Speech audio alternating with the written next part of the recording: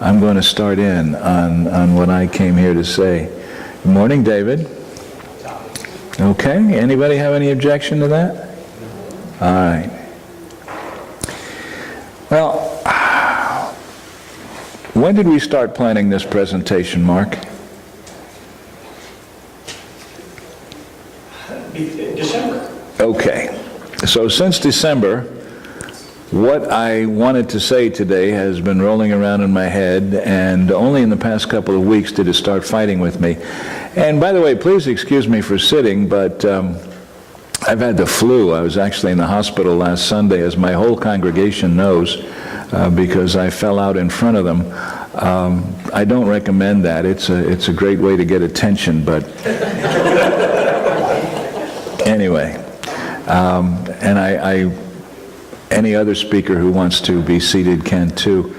It started talking back to me, and in the past week it's gotten some information I didn't think it would have, and it's let go of a lot that I thought it would have. So please feel free to stop me, to question me, or to add what you think might need to be added. Here's where we begin. I don't know how many of you are devotees of Bishop Spong. Bishop Spong shares an experience not really similar to my own. He was raised Baptist, and he found the Episcopal Church when he was 12 years old. Like I did, he was drawn to the Episcopal Church because of an individual, in this case a choir director. And he became an Episcopal priest and later a bishop, and now he's retired. His conscious spiritual journey has led him in some exciting directions. People either swear by him or swear at him, and sometimes they do both on the same day. There are people in his own church who swear he's ruining it, and people outside of his church who bless him for what he does. He's spoken at Unity gatherings many times. One of his most exciting books is A New Christianity for a New World. I don't know how many of you have read it. But in that book, he addresses the beginning of religion. And religion began as humankind developed self-consciousness. There's really no absence of consciousness anywhere that there's life, but when does that consciousness get to say, I am? All right? Can my cat say, I am? I don't know if my cat can say, I am in his own unique way. And when does consciousness get to the point where consciousness knows that death is eventually coming? That's a tremendous anxiety. And you know, when we're little children, some of us were raised on the prayer, now I lay me down to sleep. I pray the Lord my soul to keep. If I should die before I wake, I pray the Lord my soul to take. Now tell me, how did anybody survive childhood intact after praying something like that every night? Did you ever worry about dying before you woke? I sure did. I wanted to make a good act of contrition before I closed my eyes, because if I woke up on the other side, I didn't want it to be too warm. Anyway,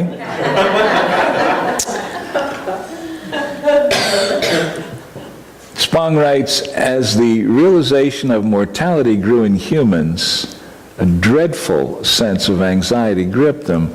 Tillich's shock of non-being and Freud's trauma of self-consciousness had come into existence.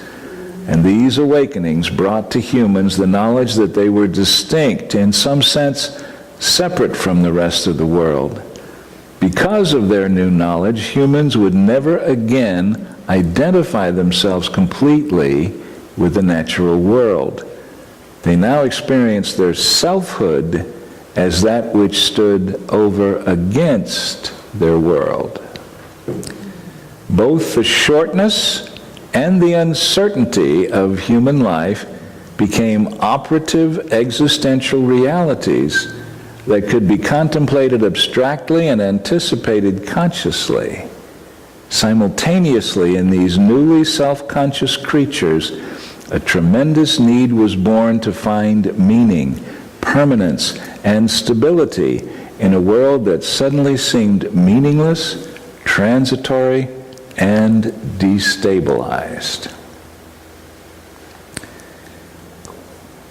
Had these creatures, our ancient human ancestors, not learned to cope with the angst accompanying self-consciousness, that consciousness would have proved to be an ineffective evolutionary step.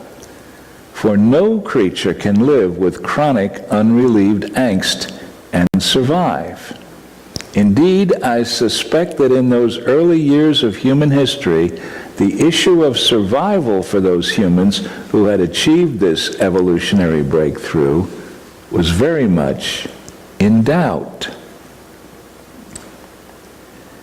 So it's religion with its evolving myths, and myths, remember, aren't just tales, they're stories developed to convey meaning. Religion became the human response to existential anxiety. And even in our day, if you want to see a spike in church attendance, just let some disaster, political, natural, or otherwise, arise. Many of you here weren't old enough to be traveling around by yourself when President Kennedy died. But I remember what we did. The students in our high school, it was just the most amazing thing. Nobody dismissed school, but everyone got up and left. And where did we go? Well, my girlfriend and I went to church, and we stayed there for a couple of hours, trying to find meaning in a world that had suddenly been robbed of meaning. So religion began, okay?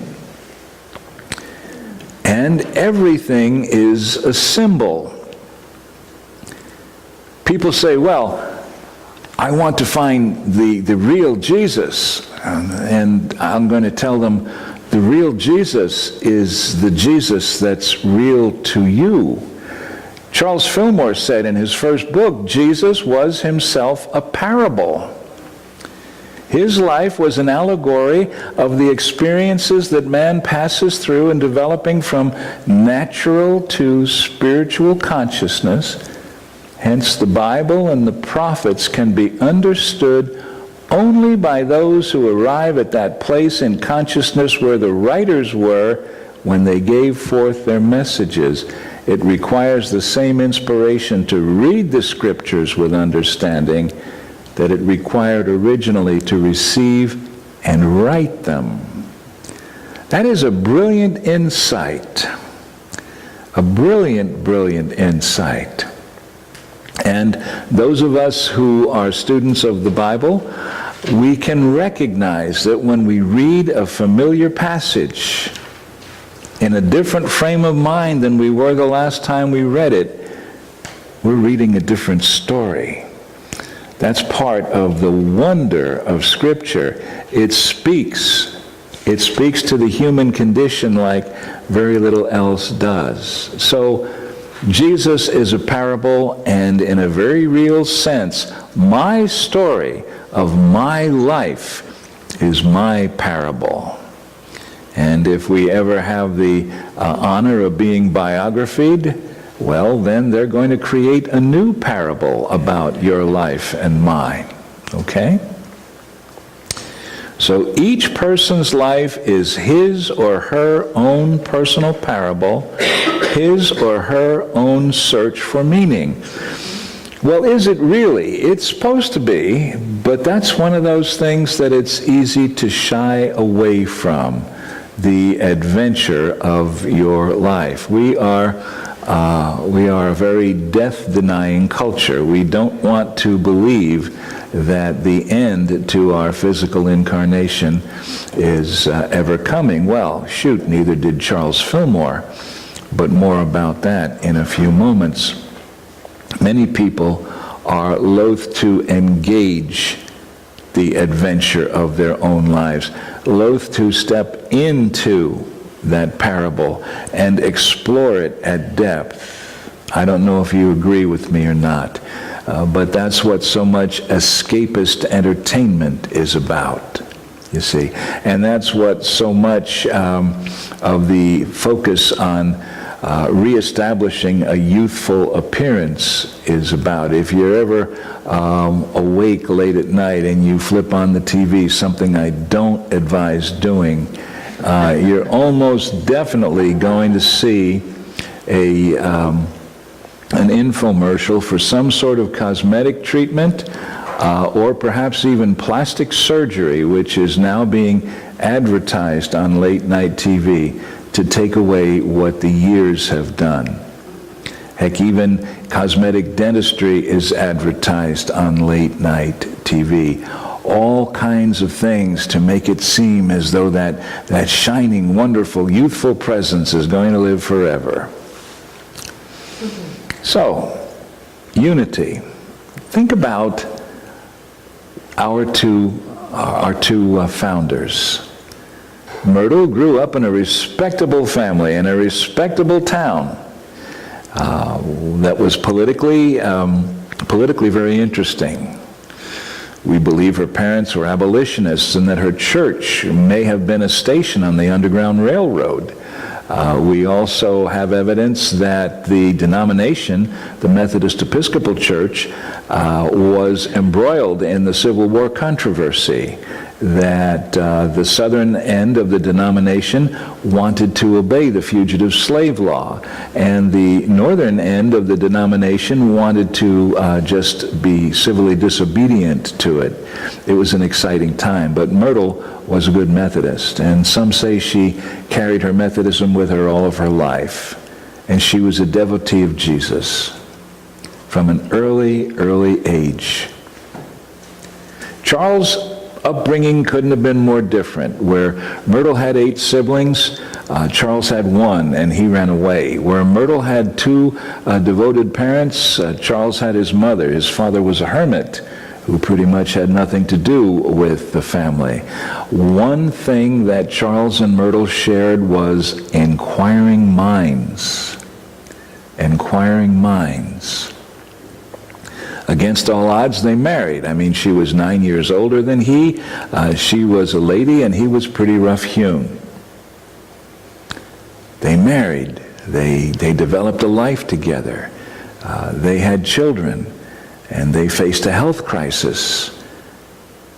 And we know what happened then. Myrtle discovered the power of wholeness. I am a child of God. I don't inherit sickness. Charles watched in wonder, and then he began his own investigation in his inimitable way.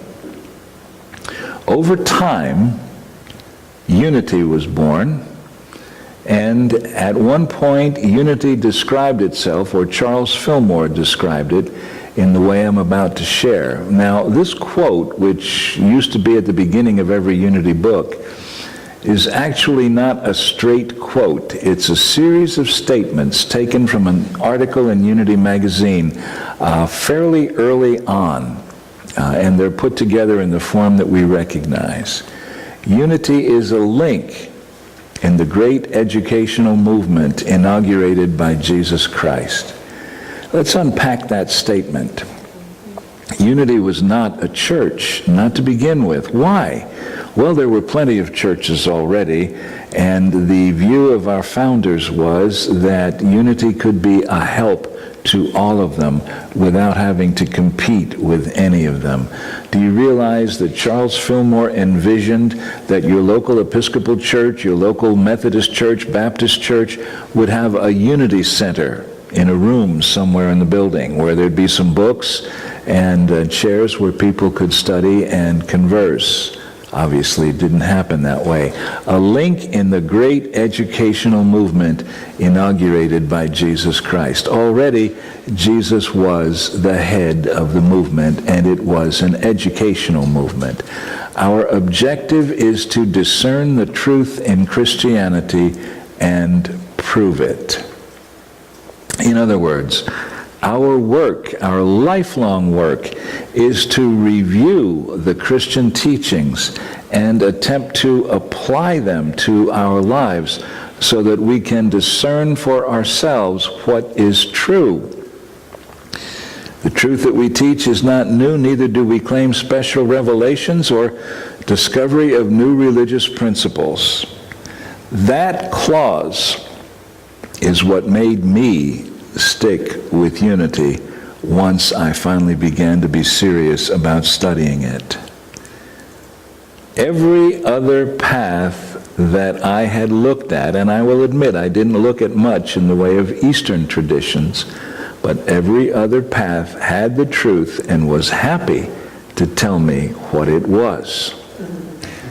Unity, rather than helping me answer my questions, was more than delighted to assist me in questioning my answers. And I'm happy to carry on that tradition today. Our purpose is to help and teach mankind to use and prove the eternal truth taught by the Master. So that's unity. And that, if somebody were to ask me, what is your best description of unity, this would still be it. But of course, unity must decide that this is it. All right?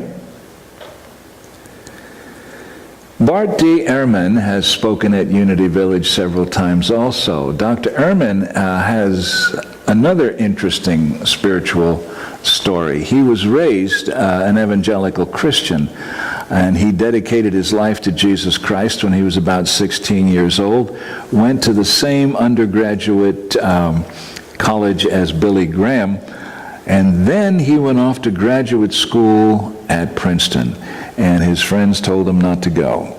They said, "Bart, you'll lose your faith." Now, when Bart arrived at Princeton, he believed that the Bible was inerrantly true, but then he was faced with the question, which version? Because they all have different texts. His story has taken him from being a born-again Christian to being an agnostic tending toward atheism.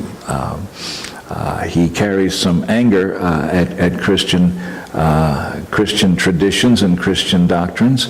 He remains an excellent scholar, and his books are worth reading. This one is Lost Christianities. And he begins the book by describing the diversity in Christianity today. You know, everything from the snake handlers in Appalachia to high church Episcopalians and to Roman Catholics.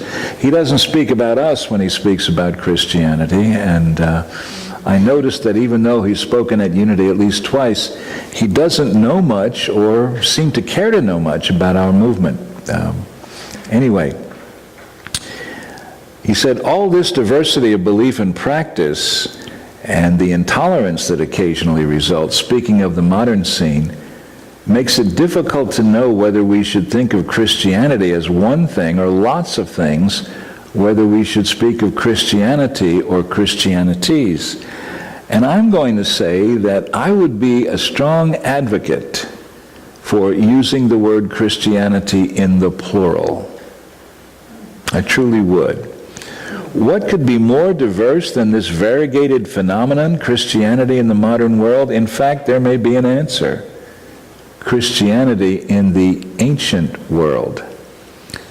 As historians have come to realize, during the first 3 Christian centuries, the practices and beliefs found among people who called themselves Christian were so varied that the differences between Roman Catholics, Primitive Baptists, and Seventh-day Adventists pale by comparison. Okay? Now think about this. We live in an era of instant communication. In biblical times, heck, if you wanted to get a letter to somebody, that was a chancy affair. It might take months to get there. There certainly was no instant sharing of information anywhere. If we look at Paul's letter to the Galatians, a letter that was written before 60 CE, probably about 54 if I remember correctly, the Apostle Paul had evangelized the Galatians, and then somebody had followed him. It seems that the person who had followed him had beliefs that were different from Paul's. Paul believed that Gentile converts shouldn't have to become Jews in order to be part of the Christian fellowship. These other people said no, and with considerable venom and a very articulate pen, Paul says, "I'm astonished that you are so quickly deserting the one who called you in the grace of Christ and are turning to a different gospel. Not that there is another gospel, but there are some who are confusing you and want to pervert the gospel of Christ." That's not exactly diplomatic language, you know? I can think of a modern figure who might speak that way. You don't know who I'm thinking about. But even if we or an angel from heaven should proclaim to you a gospel contrary to what we proclaim to you, let that one be accursed.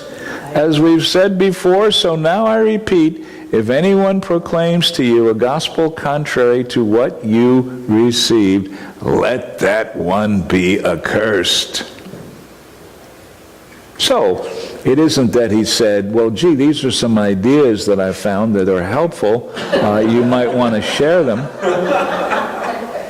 You know? This is what Christianity was becoming before the first gospel was written. All right? Before the first gospel was written, there were already differing schools. Let's remember, Jesus didn't leave a roadmap. He didn't say, now after I'm gone, this is what I want y'all to do. He just left. And it was up to those who remained behind to figure it out. We have the lovely story that we'll share as part of the Easter cycle about how the disciples stayed gathered in Jerusalem until the Holy Spirit came. Bishop Spong and others tell that story another way. The story is told that after they saw what became of Jesus, they scattered. And only later did they come drifting back to Jerusalem, because each one, in his or her own way, discovered that there was something about this man Jesus, something about what he taught that absolutely refused to stay dead. And that is how the Christian communities were born, according to this idea. Now, how does one identify a disciple of Jesus? Believe me, there were years when I was ready to say, let's just chuck this whole Christian idea. Look at how shamefully the Christian world is behaving.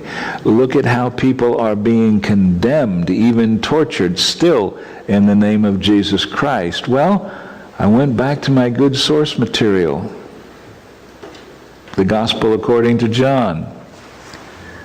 Jesus says, I give you a new commandment. Is that a new commandment? No. It's not a new commandment. It's the oldest commandment there is. It is the Shema. Love God, love one another. But how does it become a new commandment? Just as I have loved you, you should love one another. How does Jesus love? If we look in the Gospels, the accounts of people who didn't know Jesus, but who lived in the glow of his evolving message 2 generations, 3 generations later, if we look at their accounts, we get the experience of a man who loved each one as though she or he were the only other human alive. And so this, to me, is the hub of Christianity. We affirm this truth every Sunday morning as our statement of faith. By this everyone will know that you are my disciples if you have love for one another. That to me is the mark of a true Christian. And I will remember the first time, or one of the first times, I stood up to publicly officiate as a minister. I wasn't quite ordained yet. had a little church in Sedalia, and the oldest daughter of our first family was marrying a good Methodist boy. They were marrying in the Methodist church, and the Methodist minister agreed to have me co-officiate. And I asked him, I said, is it all right with you to have me standing up with you at the wedding? Are our differing beliefs going to be a problem? And he said to me, young man, he said, difference of belief stopped being a problem for me many years ago. And I believed him. He was a gentle, kind man. From the beginning, there have been Christians who don't go according to the flow. Ehrman speaks about a thing called proto-orthodoxy, which was a consensus point of view, whose advance could be attributed in some part at least to the Roman Emperor Constantine, the first emperor to officially embrace Christianity. Constantine valued order. That, after all, is how the Romans conquered the known world, and he wanted to get everybody on the same page, but not everybody was on the same page. At the same time that Constantine was taking steps to make Christianity eventually the state church of the empire, our father Origen, in the 3rd century, Origen of Alexandria, was a radical thinker. I could speak about many, but he's the only one that I'm going to mention today.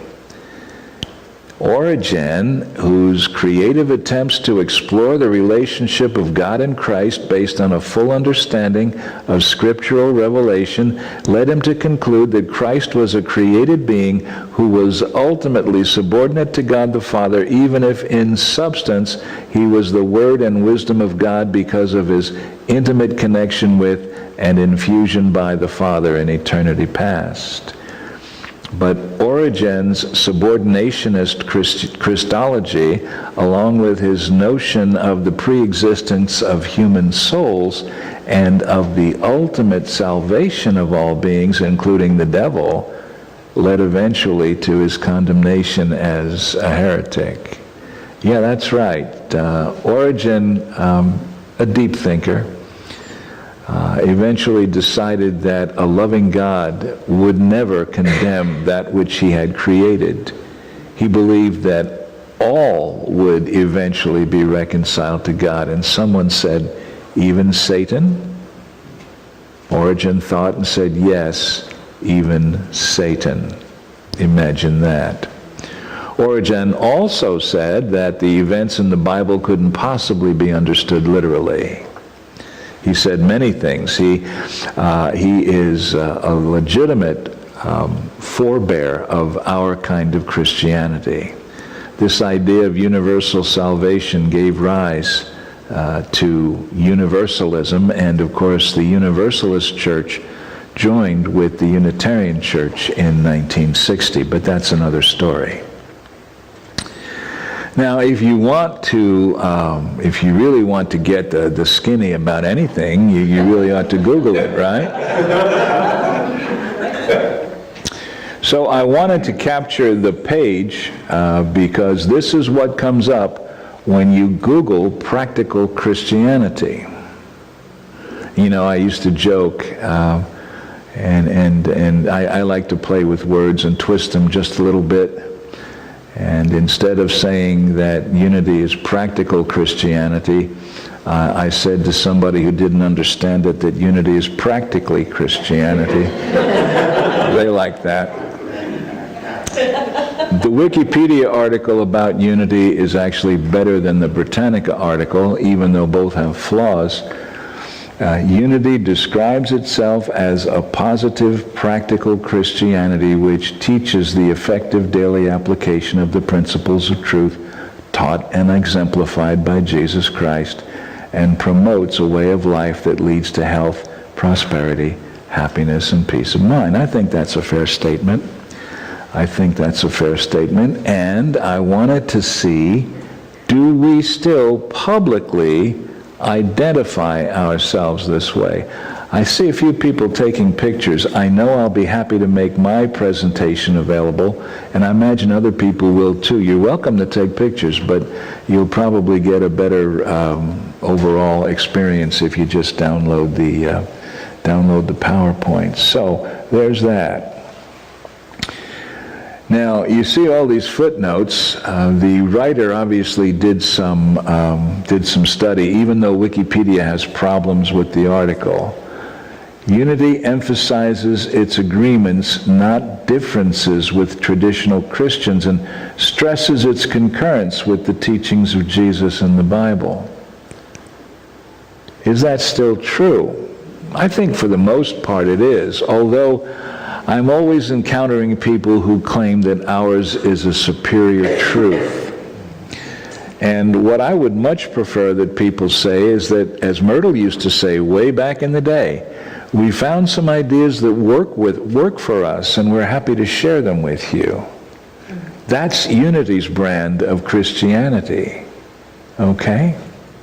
That is the genius of Unity. That we can stand next to somebody who says, I'm saved, and congratulate them. It's been generally accepted that Jesus' great works, were miracles, and that the power to do miracles was delegated to his immediate followers only.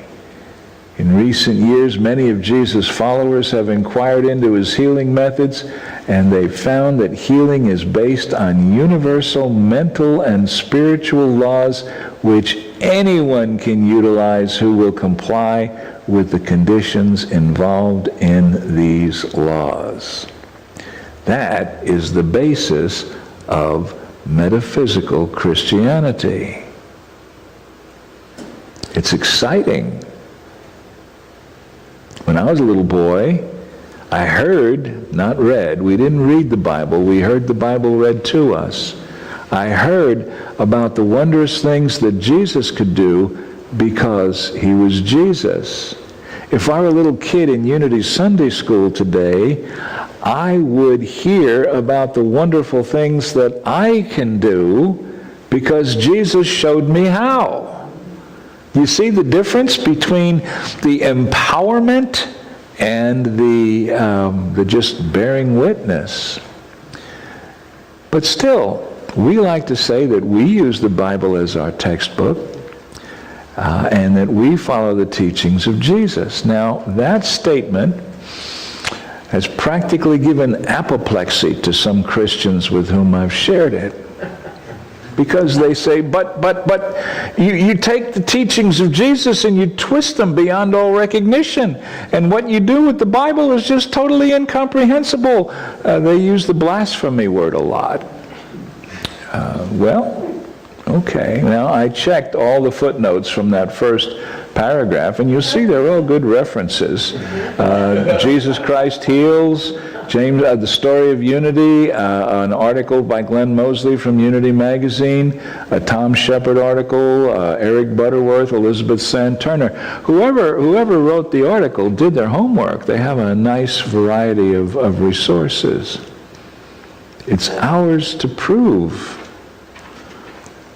Charles Fillmore and Myrtle Fillmore developed an extremely exciting, a very exciting brand of Christianity, didn't they? Now, to what extent do we practice that brand of Christianity today? Now, there's a question. If we go to the Unity website, we can find some really good information. And I'm happy to see that Unity is still describing itself as Christian. First sentence, Unity is positive, practical Christianity. We teach the effective daily application of the principles of truth taught and exemplified by Jesus Christ. Wow! straight out of that last article. We promote a way of life that leads to health, prosperity, happiness, and peace of mind. Yeah. Unity has established centers of study and worship throughout the world where people discover and practice the unity way of life. Again, true. We address physical, mental, and emotional needs through affirmative prayer and spiritual education. Isn't that exciting? Yes. We don't fix it for you. We help you understand what's going on and how to respond in a positive way.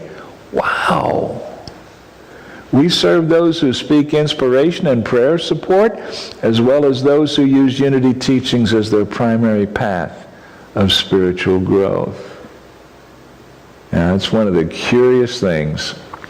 Daily Word readers, by and large, are Catholic or Baptist women over the age of 60. That's the largest demographic. And most of the people who read Daily Word are not Unity students, and most Unity students, if you scratch them, they'll admit they don't read Daily Word.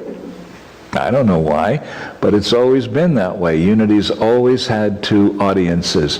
For a while back in the 1990s, we wanted to develop two separate sets of programs to serve those different audiences. That was a short-lived experiment. We believe that all people are created with sacred worth, and we strive to reach out to all who seek support and spiritual growth. Therefore, we recognize the importance of serving all people in spiritually and emotionally caring ways.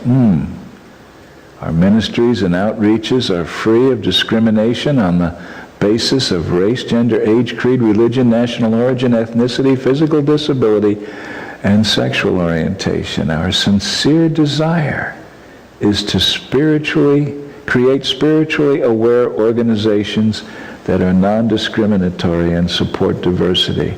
I have no idea how long somebody worked on that paragraph, but I wanted to present it to you because I think of it as a thing of beauty and something that I can stand behind with some excitement. And by the way, I do see new reason for excitement in unity today. I believe we are in the dawning days of a true unity renaissance. I do. Now, we get interesting questions about traditional Christian concepts, so I just picked a couple here. What does unity teach about sin and salvation, heaven and hell? I got to tell you, once way back in the day when I had my first church where I could claim to be senior minister, I passed out a sheet of paper to everybody and asked them to write down the subject that they'd most like to hear about from the pulpit on Sunday. And I thought they would want to hear about how to more fully express the Christ that I am, or how to pray more effectively. No, that wasn't it. The first thing they wanted to hear about was reincarnation. And the second thing they wanted to hear about was sin, evil, and the devil. I was glad I wasn't an alcoholic because I would have really got just wasted that night.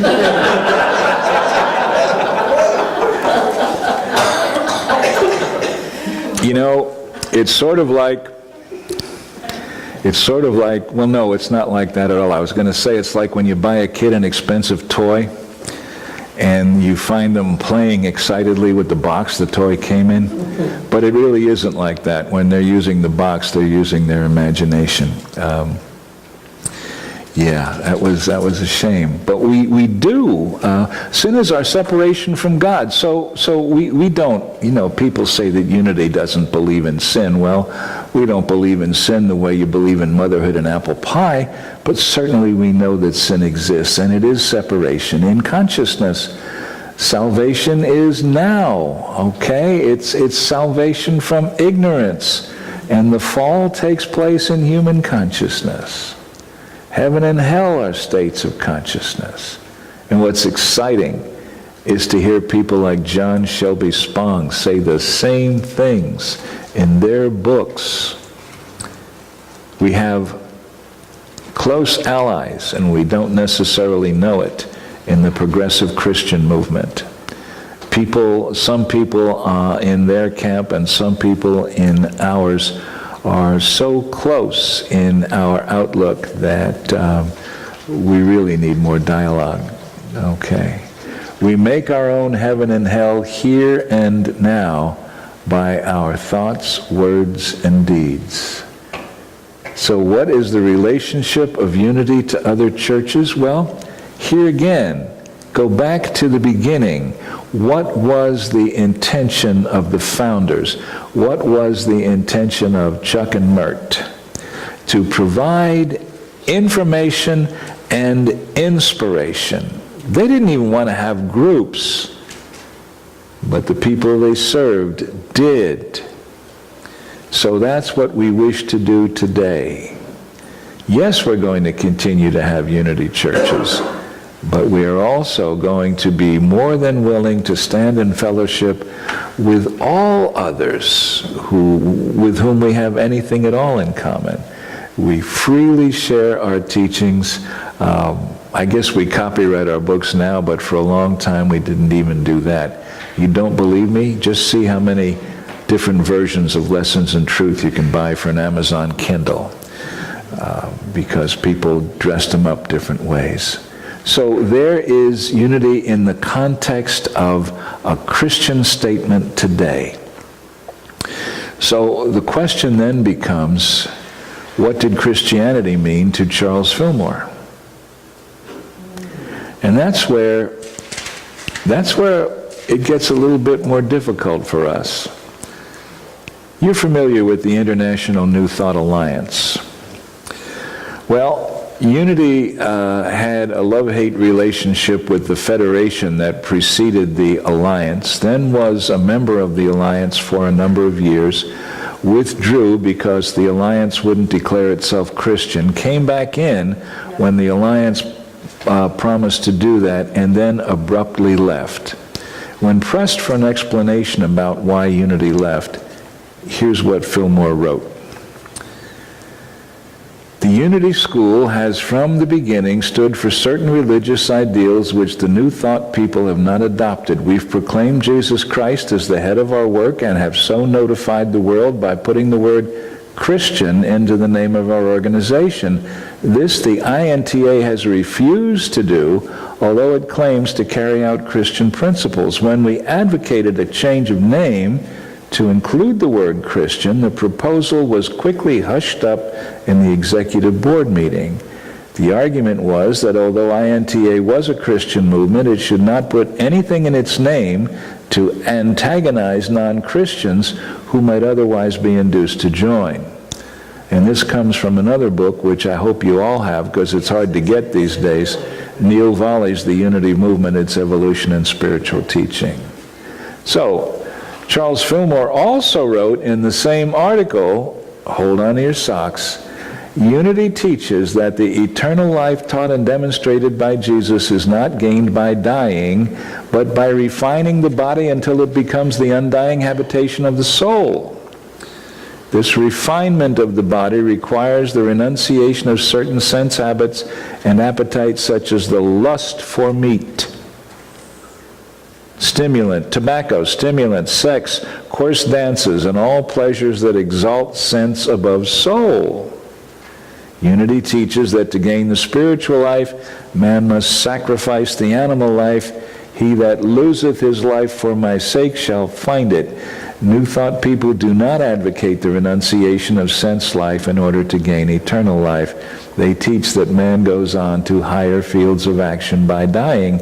We hold that Christianity, rightly understood, teaches a science by which life can be attained here and now, and that dying is a loss instead of a gain. Most of you are familiar with that teaching from your study. When's the last time you heard it preached from a Unity pulpit? Do you believe it now? Well, I don't either. Although I have to say that an ascetic lifestyle combined with prayer and meditation is now being recognized as contributing to longevity. I've heard various estimates that they might be able to naturally increase the human lifespan to somewhere around 140 years, and that's without replacing parts. So Charles Fillmore never let go of the idea of honest-to-God regeneration, transform that body into a body of light. Myrtle spoke about it too. Myrtle even said that regeneration should not be taken up by a couple until they've had all the children they want. And then you take the natural body energy, the Kundalini energy, and you use it to regenerate, not to generate. So that was Fillmore's Christianity, and that was something that INTA certainly could not abide, and most of us probably couldn't abide it either. But that's one of the joys of unity. You don't have to buy the whole package. So I wanted to do some exploring of what this whole Christian idea means to us. And I also wanted to say that with the work of Lowell Fillmore already, the oldest son of the Fillmores, regeneration was no longer taught from this austere perspective. That was over and done. And then, yes, Laura. Would you say that regeneration, that perhaps Charles Fillmore's approach to regeneration was something like this, talking about the second coming, or even in the Jewish faith earlier, the coming of the Messiah, which didn't have, which wasn't proven and wasn't proven and wasn't proven? Well, I really believe that regeneration had to do with the organism being transformed. Yes. There are those who say that if you look at pictures of Charles Fillmore beginning in his 60s when he didn't look very good, Yes. continuing on into his later decades, he actually looked younger. You and I both knew Ed Rabel. And Ed Rabel believed to an extent in the regeneration. He believed that Tim Cook was regenerating, and you knew Tim Cook. Yes. Mark, you wanted to add something here? Yeah, I've got a comment. Okay. I think you can bring your comment here. Yeah, what happened to Charles, in my opinion, is he married Cora. Cora was a body-centered woman who, her spirituality was body-centered. She was known to ride a bicycle around the grounds of Union Village in a chiffon dress. She was a vegetarian. Charles laughed at her. We have to let Cora out to graze, yeah. Yeah, and so in Austin, we joke that what happened to Charles is he spent 40 years trying to regenerate his body, and he said, oh, hell, then I'll just run off with my secretary. We call that getting Corified. And he appeared 30 years younger. Well, it's really interesting. We regeneration is part of the heart-centered metaphysics textbook, but it is not taught the way that Fillmore taught it. No, he did believe in ascension, really. Yeah, absolutely. He believed that eventually the body would become, well, he said at one point that we'd be able to fly through the air without airplanes. And he said the body would get to a point of lightness where you could see through it. Yeah. I sometimes they throw the baby out with bathwater, though. I mean, he may be right. That's a sneaking suspicion. But, I wrestled with that for years, and I'd love to hear some of the rest of your stories on that subject. We're getting close to the end of our allotted time, though. Here's the thing. What really just came down on me like a ton of bricks, it happened in an autumn. I was tending, like so many other people, to look at every illness, every new wrinkle as a failure. Somehow I was not living my truth.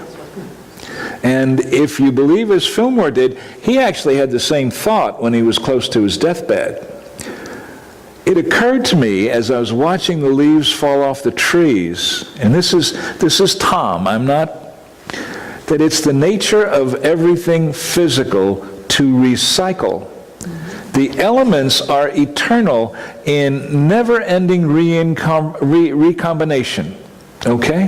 The atoms that make up my body have been a part of the Earth's sphere since there was an Earth sphere. God knows where they've been. So, the regeneration of the physical body, is that possible? And if it's possible, is it desirable? Does life want to have fresh, new expressions and older expressions moving on to another dimension? These are deep, deep questions. And now that I'm 71 years old, I think about them from a different perspective than I used to. Because, do I hear that train whistle saying it's time to go to glory? You hear what I'm saying? Yeah, and I guess if we're defining regeneration as like the body's going to live forever or whatever, but there is some truth to it. Like my father's 93. Yep. There's absolutely no way that man should have lived to 93. His brother died at 39. His parents died in their 50s. And he's not religious, but very positive. He just didn't get the memo. He did not. He did not. And he's living in his home by himself. And, a lot is because of the way he thinks about life. Mm-hmm. And somehow that's working through his body. Now, he's not like a, 40-year-old man running around not playing tennis and golf anymore. But there's something to, Yep. If you look back at that slide, it said the lust for. It didn't say give up all that. It Right. said the lust for. Right. He would be horrified by an Arby's commercial. Yeah. I'd love to continue this discussion, but I want to finish this up. And let me just run this by you quickly. Bishop Spong, at the end of his book, and it's an eloquent book, he asked the question, so what? So what if you finally get the God you want, so what then? And Spong talks about we re-image God to keep the world from enduring the pain of a continuing reliance on a theistic deity. We see it in Fillmore, we don't see it completely in Fillmore, moving away from the idea of God as a being to God as being itself, which puts us right in line with the cutting edge of liberal Christian thinking, people like Tillich. This same theistic God is a weapon quoted by people who want to impose their definitions, their values on anybody else. So it matters how we think of God. We need a reformation in our thinking about God not to give people a comfortable God figure that they can keep in the God room of their home. No, we need a reformation so that the ecclesia of the future will invite people into the realm of God where they can act corporately to enhance life, expand love, and encourage being. Let's ask ourselves honestly, how often do we get jumping out of our skin excited about proclaiming God, about experiencing God? How are we God intoxicated, all right? So, unity is a link in the great educational movement inaugurated by Jesus Christ. Our objective is to discern the truth in Christianity and prove it. The truth that we teach is not new, neither do we claim special revelations or discovery of new religious principles. Our purpose is to help and teach mankind to use and prove the eternal truth taught by the Master. Now, that was true when Fillmore said it. It's true now. We are not accepting a body of doctrine, but just like you and I were doing right here, we're going back into the same questions and digging deeper for new meaning and new insight that's relevant to our day. We don't live in a time when going to a hospital was practically a death sentence. We live in a time where there's all kinds of possibilities for life. So, are we still relevant as a Christian organization? Do we want to just say, let the Christian right have the term Christianity? I don't think so. I really believe that unity is potentially one of the most vital, exciting Christian organizations the world has to offer today. Thank you all so much.